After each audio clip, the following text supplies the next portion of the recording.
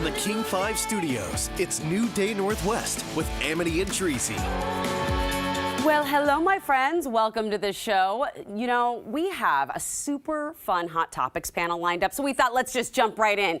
So joining me today are Tan Vinh, food critic for the Seattle Times, New Day producer Rebecca Perry, and singer-songwriter Jaeden Luke, who's a contestant right now on The Voice, joining us remotely. Thank you all for being here this morning. It's good to be here. Thanks for having me. Well, all right. Well, if you're all staring at Jaeden right now and you're wondering how you ended up on Team Cabello, tell me all about this. Oh my gosh. Well, that was a crazy ride. I just, got the call to go down to The Voice, which wasn't something I was really planning for or expecting. I think it was just, God's will and an answer to prayer. So I just kind of went down there with an open heart and, somehow ended up on Blake's team and then hopped on over to the lovely Camila Cabello's team. So it has been quite a journey to say the least, but, one that I'm so thankful for. I think this is really, really fascinating. What's it like going back and forth from the show? And how hard is it keeping a secret? Oh man, I'm terrible at keeping secrets. I just blab about everything.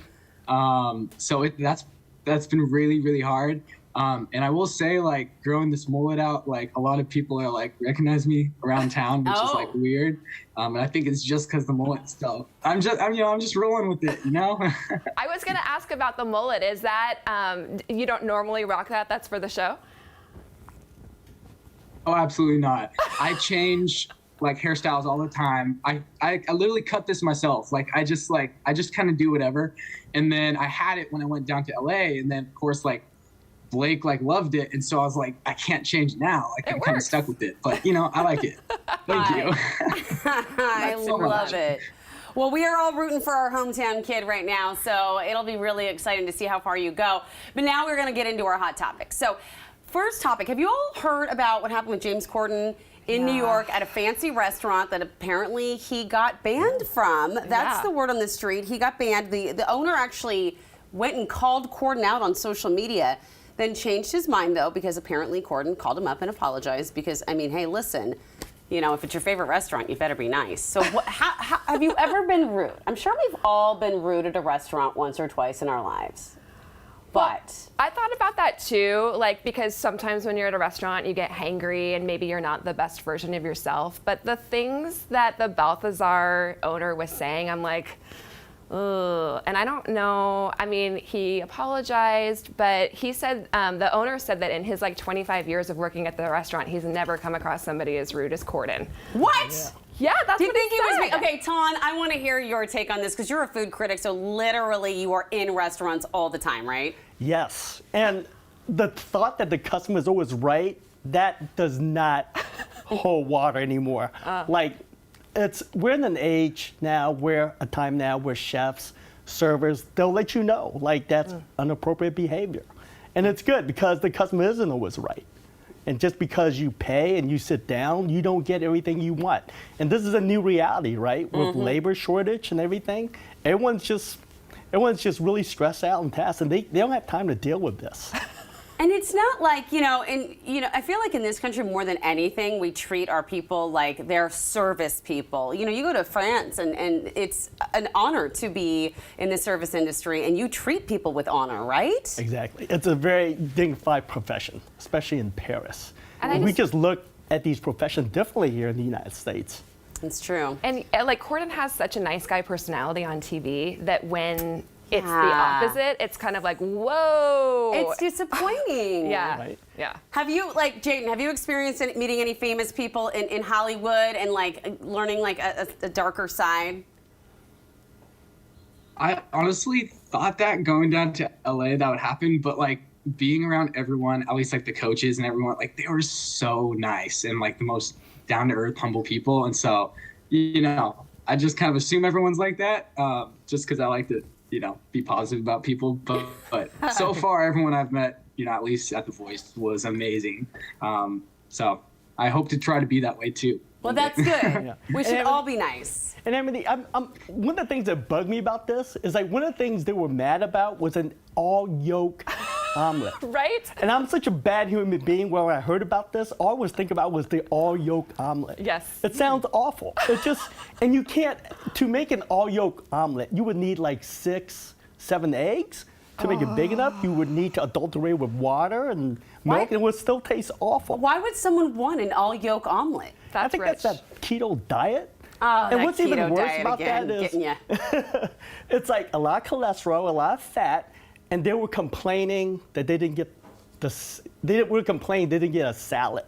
And I'm like, if you didn't get a 6 yolk omelet, fat cholesterol, Forget are you about really the worried about the salad. salad? Right? All right. Well, from rude behavior at restaurants, here's another topic that I think all of us kind of struggle with. You know, when you go to a walk-up counter for service and you grab a Coke. Let's say I go downstairs at our cafe here, whom I love, and I just grab a Diet Coke out of the fridge and I ask if I want a tip. Yeah. I'm always like, really? I just picked it up and brought it to the counter. I don't know. Right? And yeah, we're under pressure to tip. But it's more acceptable these days, Amity. Yeah. I think, and it's all because of the pandemic. Because if you were to ask me that question prior to the pandemic, I think half wouldn't tip and they wouldn't care or wouldn't mind or would be like obligated to. But then came the pandemic and restaurants were shutting down dining rooms, and we sympathized with workers more. They were risking their life serving us. Yes. So we started tipping 20% for takeouts, even higher than 20%. Yes. Okay. Yeah. Okay. Yeah. Yes. So now, can we ease it back? Can we not, or do we now have that guilt? We do, because, see, we don't dial back now because even restaurants now, they expect you to tip, right? Yeah. And it's not going away, so this is a new reality. I totally get the tipping for, like, if you're getting takeout at a restaurant. Yes. But I just, like, if I am going to a pizza place and, you know, if I get my pizza delivered, I tip the delivery driver. But if I am going to pick up my own pizza, do I really have to tip them too? The same? Rebecca, I don't know. it's a new reality, and I think there's so much pressure. Yeah. Like, prior to the pandemic, I don't think you would feel as much pressure. I think that's a good But point. now it's just a new reality, and not Yeah. just like 10%, it's 20%. For a lot of people. Yes! And I think owners will tell you that more people tip 20% for takeout and counter service than they did prior to the pandemic. I'm sure that's Wow. true. That awareness, and I'm glad for the awareness. I don't think that we have an official ruling on this. Jaeden, have you noticed that people are now that you're famous, they're expecting you to be like Big Pimpin' more and like tipping higher? I know. You're like Sinatra Oh, now, right? gosh. Tipping $100 bills, Benjamins. Hey. Oh my gosh. You guys have too much faith in me. I appreciate it so No, much. we- But no, yeah, no, I always loved like, well, I mean, not love, but like during like COVID, when restaurants started opening, when we couldn't like touch the touch screens, and then they would ask us like, do you want to add a tip? Yes. And like, I could never say no. Right. Like I couldn't say no to their face. It's one thing if you select no, but I could never say no to someone's face. So I lost that battle every time. That's a good So. point. Yeah. All right. Well, I'm going to let you continue, but because we're not letting you go anywhere, we are going to keep our whole Hot Topics panel around for more, and we're going to continue to talk about food because we've got the return of a Halloween classic. Are you ready for a very delicious cheeseburger? We've got Tan, the food critic, here to tell us what he thinks of the Happy Meal.